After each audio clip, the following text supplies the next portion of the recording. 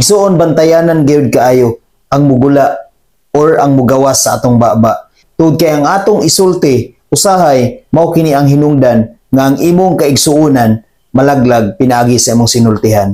Ug ang imong sinultian usahay mao ang hinungdan nga malaglag kausab og mahilayo ka diha sa Ginoo.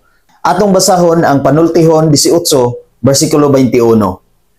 Ang imong isulti makaluwas o makalaglag sa kinabuhi, busa kinahanglan nga dawaton mo ang sangputan sa imong gipanulti. Mao na mga igsuon, bantayan nato ang tanan nga mugawas atong baba. Kay usahay ang mugawas atong baba makadaot na ngadto sa uban. Mao na mga igsuon, bag-uho nato ang atong isulti ngadto sa atong isig katawo.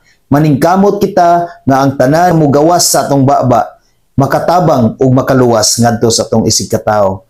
Dili nato tugutan igsuon ang atong kaugalingon nga kita ang mahimo nga kapandulan ngadto sa uban o kita ang hinungdan nga ang ilang kalag nangalaglag o wala naluwas o wala nakigkauban diha sa Ginoo.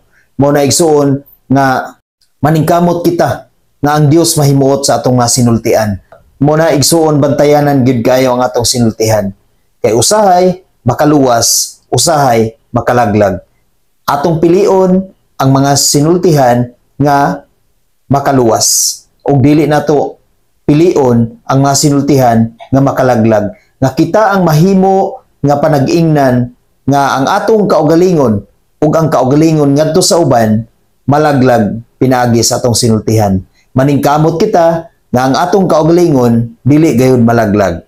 Maningkamot usab kita nga ang kaugalingon sa uban dili malaglag pinaagi kanimo. Ikaw ang mahimo nga instrumento. Kita ang mahimo nga instrumento nga ang uban maluwas og makigkauban diha sa gingharian sa Dios ug adunay maayo nga relasyon ngadto sa Dios. Pinaagi kanimo. Pinaagi kanato igsuon. Nindot kana kayong hunahunahon igsuon nga pinaagi kanimo adunay usa ka tawo nga nindot og relasyon ngadto sa Dios. Adunay maayong relasyon ngadto sa Dios og naluwas siya pinaagi kanimo. Og naa siya'y kasiguruhan sa iyang kinabuhi nini nga kalibutan pinaagi kanimo. Nindot kaayo ka na igsuon og ang Dios mahimuot kayod niya na igsuon.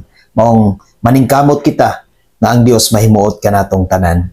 Amen. God bless sa tanan.